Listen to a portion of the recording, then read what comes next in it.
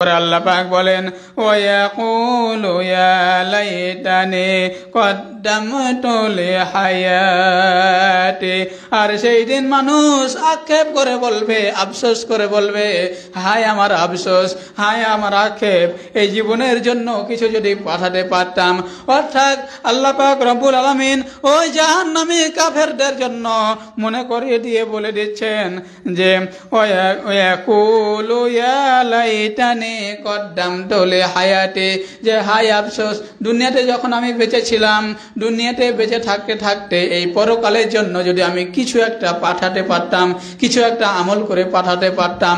অর্থাৎ দুনিয়াতে বেঁচে থাকতে থাকতে কিয়ামতের ময়দানের জন্য কিছু একটা যদি করতে পারতাম, তার মানে এখনই আমাদেরকে করতে হবে, তখন আর করার কোনো সুযোগ নাই।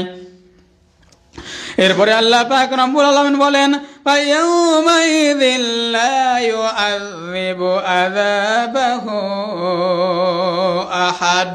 আর সেই দিন কিয়ামতের ময়দানে আল্লাহ পাক রব্বুল আলামিন এমন শাস্তি প্রদান করবেন, এমন গজব প্রদান করবেন, এমন বিচার ফয়সালা করবেন, এমন শাস্তি দেবেন যে শাস্তি পৃথিবীর কেউ দিতে পারবে না। আল্লাহ পাক রব্বুল আলামিন যে শাস্তি প্রদান করবে, মানুষ এই পৃথিবীর সামনে কি কেউ শাস্তি দিতে পারবে? এই পৃথিবীর জমিনে মানুষ বিচার ফয়সালা করে, মৃত্যুদণ্ড দেয়, ফাঁসির কাছে ঝুলিয়ে হত্যা করে, শহীদ করে দেয়। এর চাইতে কি বেশি কিছু করতে পারে? মেরে ফেলার চাইতে বেশি কিছু শাস্তি দিতে পারে? বেশি কিছু শাস্তি দিতে পারে না। কিন্তু আল্লাহ পাক রব্বুল আলামিন কিয়ামতের ময়দানে এমন শাস্তি দিবে যে মানুষ মরবেও না, বাঁচবেও না। মানুষকে যখন শাস্তি প্রদান করা হবে, আমি এর আগে একটা আলোচনায় বলেছিলাম, মানুষকে যখন শাস্তি প্রদান করা হবে, 1 মিনিটের ভিতরে 1 থেকে ৭০ বার পর্যন্ত চামড়াগুলোকে পুড়িয়ে ফেলা হবে। আর যখন শরীরের চামড়াগুলোকে পুড়িয়ে ফেলা হবে, চামড়াগুলো যখন পুড়িয়ে ফেলা হবে, আবার নতুন চামড়া গজে যাবে, আবার নতুন চামড়া দেওয়া হবে, আবার যখন নতুন চামড়া চলে আসবে তখন আবার পুরানো হবে, আবার যখন চামড়াগুলো পুড়ে গলে পড়ে নিঃশেষ হয়ে যাবে তখন আল্লাহ পাক রব্বুল আলামিন আবার শাস্তি দিবেন, আবার চামড়াকে পুরাবেন। এইরকম শাস্তি কি দুনিয়া কেউ দিতে পারবে নাকি বলেন? দুনিয়ার জমিনে এইরকম শাস্তি কেউ দিতে পারবে না। এভাবে আল্লাহ পাক রব্বুল আলামিন সে মানে এমন কঠোর শাস্তি দিতে থাকবেন। ওয়ালা ইউসিকু ওয়াসাকাহু আহাদ।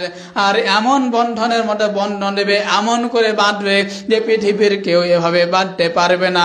তার কারণ আজকে যদি আমাদের এখানে কেউ চুরি করে, কোনো চোর ধরা পড়ে, ডাকাত ধরা পড়ে, কোনো জেনাগার ধরা পড়ে, তাহলে আমরা সর্বোচ্চ তাকে একটা খুঁটার সাথে বা একটা খুঁটির সাথে বাঁধতে পারবো, বা একটা যদি সর্বোচ্চ একটা এই যে বিদ্যুতের যে খুঁটি রয়েছে, যেটাকে আমরা পোল বলি, এই বিদ্যুতের খুঁটিতে যদি আমরা বাঁধি, কত বড়, বা একটা গাছের বাঁধলাম, শাস্তি স্বরূপ একটা গাছে বাঁধলাম, একটা গাছ কত বড়। কিন্তু কাল কঠিন কিয়ামতের ময়দানে আল্লাহ পাক রব্বুল আলামিন কাফেরদেরকে এমন একটা রশি দিয়ে বাঁধবেন, এমন একটা খুঁটাতে বাঁধবেন যে খুঁটাটা এই জমিন থেকে একবারে আসমান পর্যন্ত।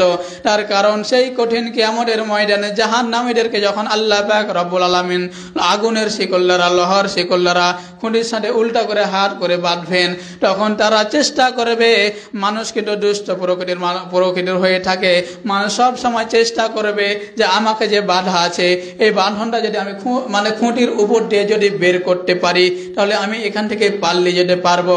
এই দুনিয়াবী জীবনে যদি আমরা চোর হোক, ডাকাত হোক, রাহাজানি হোক, সন্ত্রাসী হোক, একটা খুঁটার সাথে যদি বেঁধে রাখি, বেঁধে রাখার পরে সেই চোর ইচ্ছা করলে এই খুঁটার উপর দিয়ে তার বাঁধনটা বের করতে পারবে।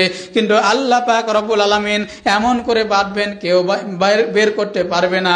তার কারণ আল্লাহ পাক রব্বুল আলামিন যেই জিনজির দিয়ে বাঁধবে, লোহার জিনজির দিয়ে বাঁধবে, এই জিনজিরটা হচ্ছে ৭০ গজ লম্বা, ৭০ ডুগনা ১৪০ হাত লম্বা, ১৪০ হাত লম্বা জিনজির দিয়ে বেঁধে ফেলা হবে। এরপরে যেখানে বাঁধবে সেই খুঁটিটি হচ্ছে আসমান থেকে জমিন পর্যন্ত। আচ্ছা বলেন তো, আসমান থেকে জমিন থেকে যদি আসমান পর্যন্ত একটা খুঁটি হয়, সেই খুঁটি থেকে বাঁধনকে ওপর দিকে কেউ বের করতে পারবে নাকি বলেন? কেউ বের করতে পারবে না। এইভাবে করে কাল কঠিন কিয়ামতের ময়দানে শাস্তি দেওয়া হবে। এই জন্য সেই দিনকার শাস্তি দেখে মানুষ বলবে, কাফেররা বলবে, অস্বীকারী বলবে যে হায় আমার আফসোস, আমি যদি দুনিয়াবী জীবনে বেঁচে থাকতে থাকতে এই পরকালের জন্য কিছু একটা করতে পারতাম।